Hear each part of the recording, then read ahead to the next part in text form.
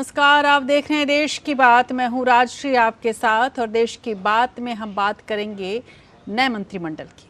जी हां, अभी हाल फिलहाल में आपने केंद्र सरकार के मंत्रिमंडल को देखा था और जिसको जंबो मंत्रिमंडल कहा गया। लगभग 43 चेहरे इसमें आए और कई लोगों को एकोमोडेट करने की, अलग अलग राज्यों से, अलग अलग वर्ग से जोड़ने की कोशिश की गई। उत्तर प्रदेश में भी तेज सियासी हलचल के बीच बीजेपी कार्यकारिणी की बैठक हुई और बीजेपी की चुनावी रणनीति की और योगी के मंत्रिमंडल विस्तार की बात यहां पर हुई। क्या विस्तार होगा, किस तरह से होगा, ये हम आपको बताएंगे। कांग्रेस की भी बात करेंगे और प्रियंका गांधी किस तरह से यूपी के दौरे पर हैं और क्यों प्रियंका गांधी धरने पर हैं, लेकिन उसके बावजूद ऐसा नहीं लगता कि कुछ खास कांग्रेस कर पाएगी। ये भी होगा आपके सामने। और इसके अलावा हम बात करेंगे विपक्षी एकता की। लेकिन इन तमाम खबरों से पहले उन खबरों को ज़रूर देखें जो आज बेहद अहम रहे और जिनकी सुर्खियां दिन भर आज छाई रही हैं। ये सबसे पहले हम आपको बता दें। और सबसे बड़ी खबर की यदि हम बात करें, सुर्खियों की यदि बात करें, तो संसद के मानसून सत्र से पहले राज्यसभा में सदन के नेता और केंद्रीय मंत्री पीयूष गोयल ने एनसीपी प्रमुख शरद पवार से मुलाकात की है। ये बताया जा रहा है कि इसके बाद वो पूर्व प्रधानमंत्री मनमोहन सिंह और कांग्रेस के वरिष्ठ नेता आनंद शर्मा से भी मिले और ताकि जो मानसून सत्र है 19 जुलाई से जो शुरू हो रहा है उसको सुचारू रूप से चलाया जाए। गौरतलब है कि विपक्ष ने पहले ही मन बना लिया है कि मानसून सत्र में जोरदार हंगामा होगा और बारिश भले हो न हो, लेकिन वहाँ पर एक तरह से आरोपों की बारिश ज़रूर लगाएगा विपक्ष पक्ष पर। उधर कर्नाटक के मुख्यमंत्री बीएस येदियुरप्पा की आज दिल्ली यात्रा से एक बार फिर से राज्य में नेतृत्व परिवर्तन की अटकलें तेज हो गई हैं और यदि ऐसा होता है तो बीजेपी की सोच क्या है, कौन सा चेहरा नया उभर सकता है। हम आज ये दिन भर इस पर चर्चा होती रही। अरुण सिंह ने वहाँ विधायकों से मुलाकात की थी, वही कर्नाटक का नेतृत्व भी कर रहे हैं। उन्होंने कहा था कि सीएम को पार्टी नेतृत्व का समर्थन प्राप्त है और येदियुरप्पा और उनकी सरकार अच्छा काम कर रही है। लेकिन अरुण सिंह के इस बयान के बावजूद येदियुरप्पा के कार्यप्रणाली को लेकर शिकायतों का दौर थमा नहीं। और सबसे बड़ी बात ये रही जब उनके बेटे की कथित दखलंदाजी को लेकर तमाम तरह की शिकायतें आई और उसके बाद से ही बदलाव की अटकलें तेज़ हो गई हैं वहाँ पर। उधर महाराष्ट्र की यदि बात करें तो महाराष्ट्र में 100 करोड़ रुपए वसूली कांड में प्रवर्तन निदेशालय ने राज्य के पूर्व गृह मंत्री अनिल देशमुख के खिलाफ बड़ी कार्रवाई करते हुए करीब 4 करोड़ रुपए मूल्य की संपत्ति उनकी जब्त कर ली है। इस मामले में अधिकारियों ने कहा कि धन शोधन निवारण अधिनियम पीएमएलए के तहत एक अस्थायी कुर्की आदेश जारी किया गया है। देशमुख पूछताछ के लिए ईडी से कम 3 जो समन भेजा था ईडी ने उसमें शामिल नहीं और उसके बाद ये कार्रवाई हुई है। उधर दिल्ली के लाल किला हिंसा मामले में कोर्ट में किसानों की पैरवी कौन करे, इस मुद्दे पर दिल्ली सरकार और उपराज्यपाल अनिल बैजल के बीच ठनी हुई है। दिल्ली सरकार ने वकीलों का एक पैनल बनाकर मंजूरी के लिए लिस्ट एलजी के पास भेजी, जिसे एलजी ने खारिज करते हुए अपनी तरफ से नई लिस्ट दिल्ली सरकार को भेज दी है। अब दिल्ली सरकार ने एलजी की लिस्ट खारिज कर दी है। अजीब सा खेल है ये। और इस खेल में यदि देखा जाए तो केजरीवाल कैबिनेट ने कहा कि दिल्ली सरकार के वकील ही किसान आंदोलन से जुड़े मामलों में पब्लिक प्रोसिक्यूटर रहेंगे। अब कैबिनेट के फैसले को मंजूरी के लिए दोबारा एलजी के पास भेजा जाएगा। अब इस नई खींचतान ने दिल्ली में फिर से संवैधानिक संकट की स्थिति पैदा कर दी है और ऐसी स्थितियां आने वाले समय में आती रहेंगी। पहले भी इस बात का अंदेशा था, लेकिन अब वो प्रायोगिक हो रहा है। इन तमाम खबरों के अलावा अफगानिस्तान में भी तालिबान का जो बढ़ता हुआ वर्चस्व है उसके बीच हालात बिगड़ रहे हैं और यहाँ के कांधार प्रांत में कवरेज के लिए गए भारतीय फोटो जर्नलिस्ट दानिश सिद्दीकी की हत्या कर दी गई है और ये बुरी खबर वहाँ से आई। और दानिश सिद्दीकी की हत्या कंधार के स्पिन बोल्डक इलाके में एक झड़प के दौरान हुई है। पुलित्जर अवार्ड से सम्मानित थे दानिश और ये एक मीडिया के लिए एक बहुत बड़ा धक्का, भारतीय मीडिया के लिए और विश्व मीडिया के लिए। और इसी से ये अंदेशा भी लग रहा है कि आने वाले समय में तालिबान के शासन में अफगानिस्तान की क्या हालत होने वाली है। हालत की यदि हम बात कर रहे हैं तो राजनीतिक हालत इन दिनों कुछ राज्यों में अलग अलग तरीके की है क्योंकि वहाँ चुनाव होने वाले हैं, खासकर उत्तर प्रदेश में। उत्तर प्रदेश के राजनीतिक हाल से शुरू करेंगे देश की बात को।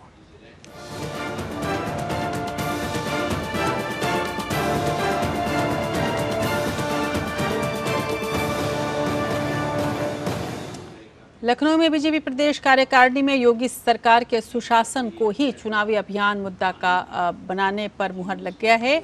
पार्टी के राष्ट्रीय अध्यक्ष जेपी नड्डा ने बैठक में कहा कि योगी जी के 3T रणनीति की वजह से ही प्रदेश में 5 करोड़ लोगों का टीकाकरण हो पाया और कोरोना पर काबू पाया जा सका है। समझाया जा रहा है कि इस बैठक के जरिए योगी मंत्रिमंडल के विस्तार की जो रूपरेखा है वो भी तैयार की जा रही है। 15 जुलाई तक विस्तार किया जा सकता है और 15 जुलाई के बाद तक का विस्तार का कार्यक्रम था और अब बहुत जल्द विस्तार की संभावनाएं बढ़ रही हैं और इस विस्तार में कहा जा रहा है कि जो ऐसे चेहरे हैं जिनको अभी तक प्रतिनिधित्व नहीं मिल पाया, आमतौर पर ये कहा जा रहा है विशेषकर ब्राह्मणों के लिए, उन चेहरों को भी शामिल किया जाएगा और उसके अलावा इस मंत्रिमंडल में कई नए प्रयोग किए जाएंगे। उन प्रयोगों से ही आप समझ लेंगे कि आने वाले दिनों में जो यहाँ चुनाव हो रहे हैं उसको लेकर आखिर बीजेपी की रणनीति किस ओर जा रही है। इस रिपोर्ट के जरिए हम आपको दिखाते हैं कि बीजेपी की रणनीति की जो पहली रेखा खींची जा रही है वो रेखा कैसी है, किस तरह की है, किस रंग की है।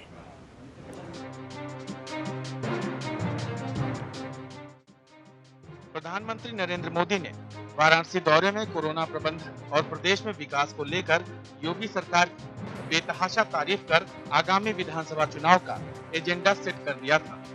प्रदेश कार्यकारिणी की बैठक में पार्टी अध्यक्ष जेपी नड्डा तो एक कदम आगे निकल गए। खबरों के मुताबिक पीएम मोदी को नरों के ही नहीं सुरों के नेता बताने वाले नड्डा ने योगी की तारीफ में कहा कि अगर यूपी के सीएम जैसा प्रधानमंत्री मिलता तो अच्छा रहता।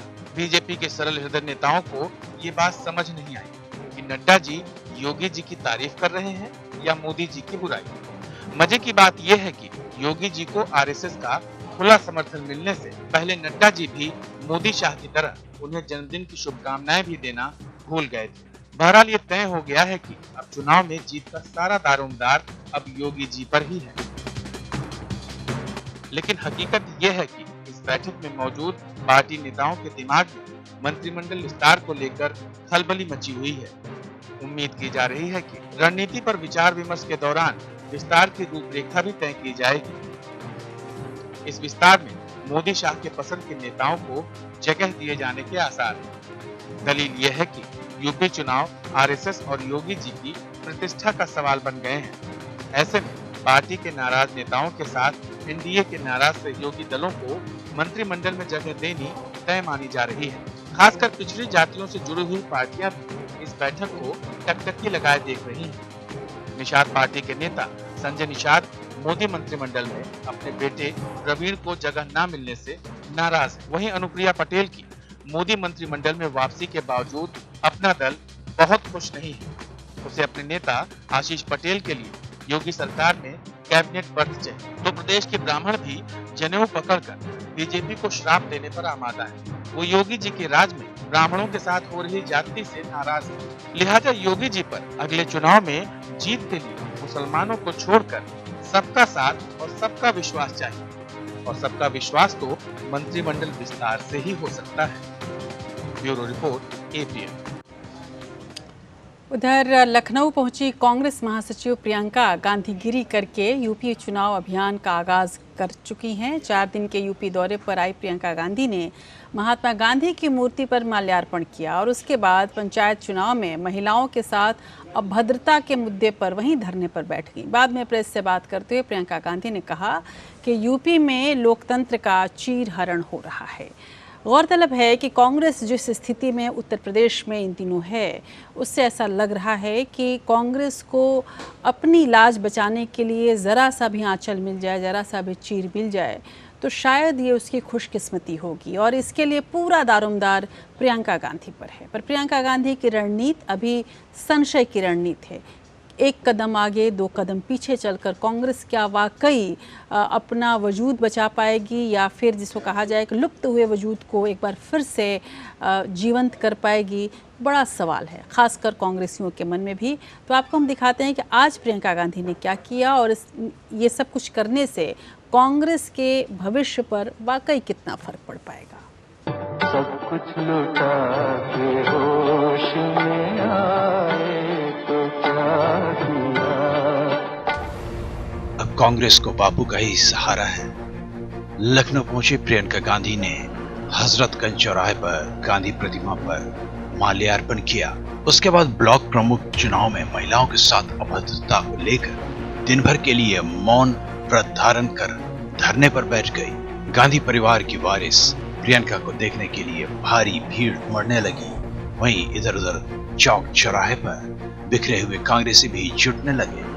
प्रियंका गांधी ने चौराहे पर धरना देकर संदेश देने की कोशिश की कि अब वो कांग्रेस के स्टार प्रचारक के तौर पर नहीं आई है, बल्कि यूपी में कांग्रेस की जमीन पर दावा ठोकने पहुंची है। प्रियंका गांधी ने ब्लॉक प्रमुख चुनाव में महिलाओं के साथ अभद्रता को लेकर 2 घंटे तक मौन रखा और बाद में प्रेस को संबोधित करते हुए कहा कि यूपी में लोकतंत्र का चीरहरण किया जा रहा है। प्रियंका गांधी इस दौरे में कार्यकर्ताओं और नेताओं के साथ लगातार बैठकें करके चुनावी रणनीति पर चर्चा करेंगी, लेकिन कांग्रेस नेता पीएल पुनिया इसे प्रियंका का रूटीन दौरा बता रहे हैं। सच्चाई यह है कि प्रियंका गांधी 1.5 साल बाद यूपी के दौरे पर आई हैं। ये अलग बात है कि वो वर्चुअल तरीके से लगातार प्रदेश के नेताओं से संपर्क बनाए हुए थी। कोरोना की वजह से उनका दौरा पिछले 1 साल से चलता रहा। इससे पहले खबर आई थी कि कम से कम 50 नेताओं को सीधे फोन कर प्रियंका गांधी ने चुनाव की तैयारी करने को कहा था। बहरहाल अगर प्रियंका गांधी के दौरे से कोई खुश है तो वो है अजय कुमार लल्लू, जिन्हें प्रियंका ने कार्यकर्ता से नेता बना दिया। प्रियंका के नाम पर प्रदेश में अकेले दम पर परचम लहराते लल्लू कई बार जेल की हवा खा चुके हैं, लेकिन सियासत जोश से कम होश से ज्यादा की जाती है। चुनाव जीतने के लिए सबसे ज्यादा जरूरी है मतदाताओं में उनके बीच रहने का भरोसा पैदा करना, और 2022 की जंग बगैर चेहरे के नहीं जीती जा सकती। पार्टी के नेता सलमान खुर्शीद ने भले ही प्रियंका को प्रदेश के मुख्यमंत्री पद का स्वाभाविक दावेदार बताया हो, लेकिन इसके लिए चुनाव लड़ने का ऐलान करने की भी जरूरत है। यहाँ ये बताना जरूरी है कि कभी कांग्रेस की कर्म भूमि रहे उत्तर प्रदेश में अब 4थे नंबर की पार्टी है कांग्रेस। 2022 का चुनाव अगर योगी और संघ की प्रतिष्ठा का प्रश्न है तो प्रियंका गांधी की नाक का सवाल भी है, क्योंकि अगर सही रणनीति और पूरे मन से कांग्रेस ये चुनाव नहीं लड़ती तो गांधी परिवार की करिश्मा और चुनौती हमेशा हमेशा के लिए खत्म हो जाएगी। इसके लिए कांग्रेस को बीजेपी के हिंसक हिंदुत्व के ब्रह्मास्त्र का जवाब महात्मा गांधी के अहिंसक सत्याग्रह और प्रार्थना सभा से देना होगा। शायद महात्मा को भूल चुकी कांग्रेस अब बापू की अहमियत समझ रही है, इसलिए प्रियंका ने सत्याग्रह के जरिए अपने दौरे का आगाज किया है। Bureau report APN।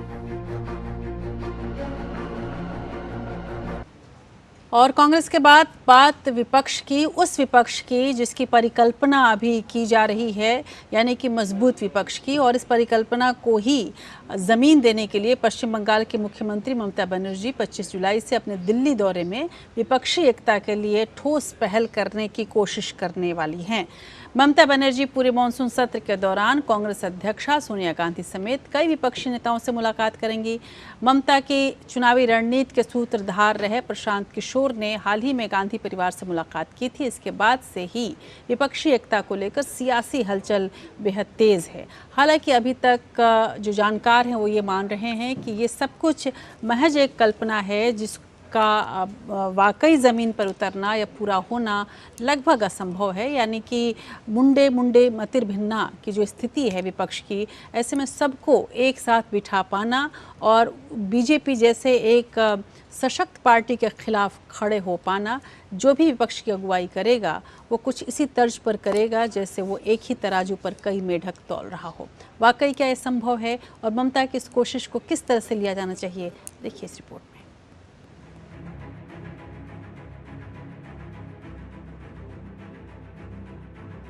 हिंसक युद्ध की तरह हुए पश्चिम बंगाल चुनाव में विजय पाने के बाद ममता बनर्जी दिल्ली आ रही हैं। ममता ने राज्य के विधानसभा चुनाव से पहले ही सभी विपक्षी दलों से साथ आने की अपील भी की थी। साथ ही जीत हासिल करने के बाद दिल्ली पर धावा बोलने की भी बात कही थी। हर दिन विधानसभा से लेकर अदालत और सड़क तक सभी जगह ममता बीजेपी से मोर्चा ले रही है। ऐसे में अब बीजेपी के खिलाफ वो एक राष्ट्रीय महाजोत बनाने की तैयारी में ममता इस काम के लिए पूरे मॉनसून सत्र के दौरान दिल्ली में ही रुकने के लिए आ रही है। इस दौरान वो शरद पवार, अरविंद केजरीवाल, अखिलेश यादव समेत कुछ अन्य नेताओं से भी बैठकें करेंगे। ममता के चुनावी रणनीतिकार प्रशांत किशोर ने हाल ही में गांधी परिवार से मुलाकात की। इस बैठक में राहुल गांधी, प्रियंका गांधी के अलावा वर्चुअल माध्यम से सोनिया गांधी भी जुड़ी हुई। ऐसा बहुत कम ही होता है जब सोनिया खुद ऐसी मीटिंग में शामिल होती है। समझा जा रहा है कि प्रशांत किशोर ने पार्टी संगठन और रणनीति को लेकर एक विस्तृत कार्य योजना तैयार कर प्रेजेंटेशन भी दिया है। बदले में पीके को औपचारिक तौर पर कांग्रेस से जुड़ने का प्रस्ताव भी दे दिया गया। अटकलें हैं कि उन्हें 5 राज्यों के चुनावी रणनीति से जुड़ी बड़ी जिम्मेदारी दी जा सकती, लेकिन बात सिर्फ इतनी सी नहीं है। समझा जा रहा है कि विपक्षी एकता को लेकर प्रशांत किशोर के माध्यम से प्रयास तेज हो गए हैं। इससे पहले प्रशांत किशोर 3 हफ्तों के भीतर शरद पवार से भी 2 बार लंबी बैठकें कर चुके हैं। ममता का विपक्षी एकता से जुड़ा बयान और उनकी दिल्ली दौरे को भी इसी नजरिए से देखा जा रहा है। समझा जा रहा है कि विपक्ष 2022 के राष्ट्रपति पद के चुनाव से ही बीजेपी के खिलाफ मोर्चाबंदी का मन बना रहा है। इसलिए प्रशांत किशोर की गांधी परिवार से मुलाकात के बाद खबरें उड़ी थी कि शरद पवार को विपक्ष के साझा उम्मीदवार बनाने पर चर्चा हुई है, लेकिन शरद पवार ने देर किए बगैर इस खबर का खंडन कर दिया। जाहिर है कि पावर पॉलिटिक्स के पुरोधा शरद पवार अभी अपनी इनिंग डिक्लेयर करने के मूड में नहीं, लेकिन पश्चिम बंगाल में टीएमसी को 200 से सीटों पर मिली जीत से ममता की महत्वाकांक्षा को नए पंख मिल गए। ऐसे में विपक्ष के नेताओं की निजी महत्वाकांक्षा ही विपक्षी एकता की राह में पहली अड़चन है। वहीं कांग्रेस भी विपक्षी एकता में खास दिलचस्पी नहीं दिखा रही है। उसे मालूम है कि पार्टी की मौजूदा कमजोर हालत में वो सौदेबाजी की हालत में नहीं है। न ही वो ये संदेश देना चाहती है कि पार्टी ने पहले से ही हार मानी और गठबंधन राजनीति की बैसाखियों पर अपनी राजनीति करने के लिए मजबूर हो गई है। इधर बीजेपी से नाराज पूर्व वित्त मंत्री और हाल में टीएमसी में शामिल हुए पार्टी उपाध्यक्ष यशवंत सिन्हा ने कांग्रेस को आगे आने को कहा है और आम सहमति से नेता चुनने का प्रस्ताव भी दिया। लेकिन मसला इतना आसान नहीं जितना नजर आ रहा है। 2012 में प्रशांत किशोर ने टीम राहुल के जरिए ही अपने नए तरीके के करियर की शुरुआत की। अगले ही साल वो नरेंद्र मोदी की टीम के सबसे अहम हिस्से बन गए। ऐसे में कांग्रेस में उनके संदेह की नजरों से देखा जाता है। यही संदेह 2017 में यूपी चुनाव की रणनीति बनाने के काम के दौरान मतभेद का कारण बनी। कांग्रेस उन्हें पूरी तरह से फ्री हैंड देने में हिचक रही थी, लिहाजा पीके को काम छोड़ना पड़ा। राहुल गांधी तो पहले से ही उन्हें बहुत महत्व देने के पक्ष में नहीं रहे, लेकिन प्रियंका गांधी से पीके के रिश्ते बराबर बने। समस्या ये है कि मोदी के सहयोगी के पृष्ठभूमि वाले शख्स को गांधी परिवार पूरी पार्टी की रणनीति बनाने में मुलाहार कैसे दे सकती है, लेकिन उनकी व्यावसायिक योग्यता के इस्तेमाल से पार्टी को गुरेज नहीं है।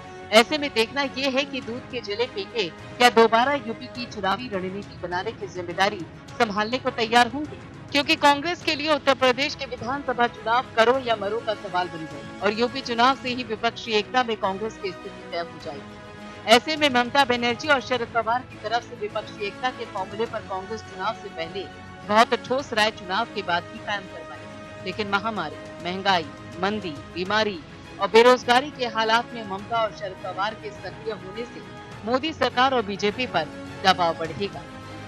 Bureau report, APN। Supreme court ने उत्तर प्रदेश सरकार से कांवड़ यात्रा को अनुमति देने के अपने फैसले पर फिर से विचार करने को कहा है। सुप्रीम कोर्ट ने उत्तर प्रदेश सरकार से सोमवार को अपने फैसले से कोर्ट को अवगत कराने को कहा, नहीं तो कोर्ट आदेश जारी कर देगा। उधर केंद्र ने सुप्रीम कोर्ट में हलफनामा दायर करके कहा है कि राज्य सरकारों को कोरोना के मद्देनज़र हरिद्वार से गंगा जल लाने के लिए कांवड़ियों की आवाजाही की अनुमति नहीं देनी चाहिए। हलफनामा में हम इस बात का भी जिक्र है कि धार्मिक भावनाओं को ध्यान में रखते हुए राज्य सरकारों को टैंकरों के माध्यम से गंगा जल उपलब्ध कराने के लिए कोई सिस्टम तैयार करवाना चाहिए ताकि कोरोना को फैलने से रोका जा सके।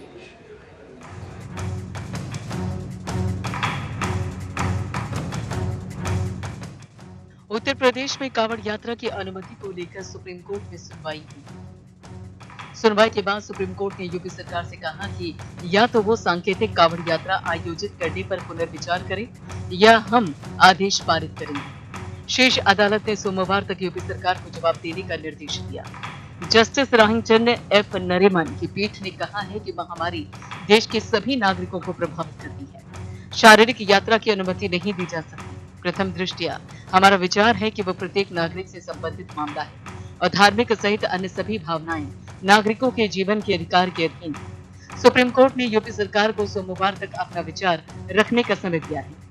वहीं सुनवाई के दौरान यूपी सरकार ने कहा कि वो सांकेतिक रूप से कांवड़ यात्रा की अनुमति देने की योजना बनाई है और सीमित संख्या में भी। यूपी सरकार ने यह भी कहा है कि वो कंटेनर के जरिए श्रद्धालुओं को गंगाजल मुहैया कराने का निर्णय लिया।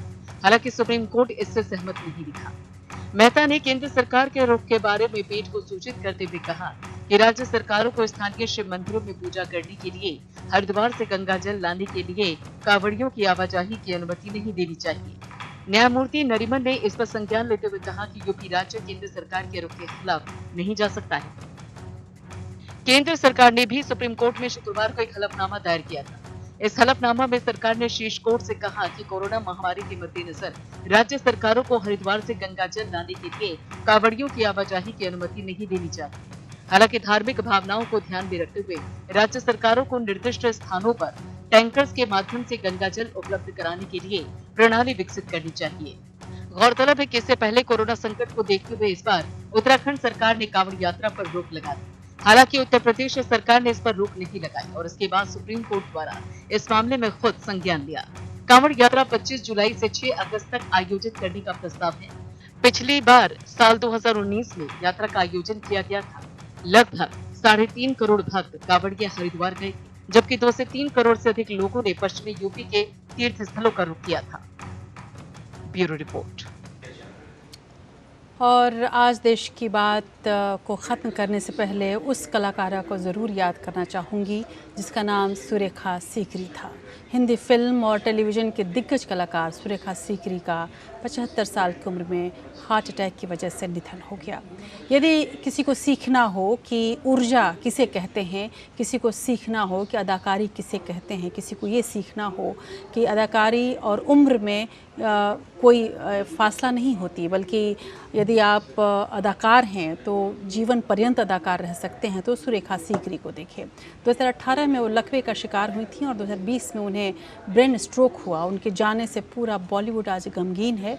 अंतिम समय तक सुरेखा अपने कलाकारी से, अपना अदाकारी से सबका दिल मोहती रही। उत्तर प्रदेश से ताल्लुक़ रखने वाली सुरेखा सीकरी का जन्म 19 अप्रैल 1945 को दिल्ली में हुआ था। सुरेखा सीकरी ने टेलीविज़न और फिल्म इंडस्ट्री में गंभीर भूमिकाओं से लेकर कॉमेडी तक हर किरदार को ऐसे जिया कि जैसे वो उसी के लिए बनी ही थी। दिल्ली में नेशनल स्कूल ऑफ ड्रामा से ग्रेजुएशन करने के बाद सुरेखा सीकरी ने थिएटर में काम करना शुरू किया और साल 1978 में सुरेखा ने राजनीतिक ड्रामे पर आधारित फिल्म किस्सा कुर्सी का से बॉलीवुड करियर की शुरुआत की और इसके बाद उन्होंने कई फिल्में की, कई टीवी सीरियल्स किए और हर जगह सुरेखा सीकरी ने अपनी छाप छोड़ी, अपना नाम छोड़ा और इस वजह से सुरेखा सीकरी का जाना वाकई एक ऐसे कलाकार का जाना है जिससे पैदा हुआ खला शायद ही कभी ख़त्म हो। और जाते जाते सुरेखा सीकरी को श्रद्धांजलि देते हुए आज देश की बात में बस इतना ही। नमस्कार।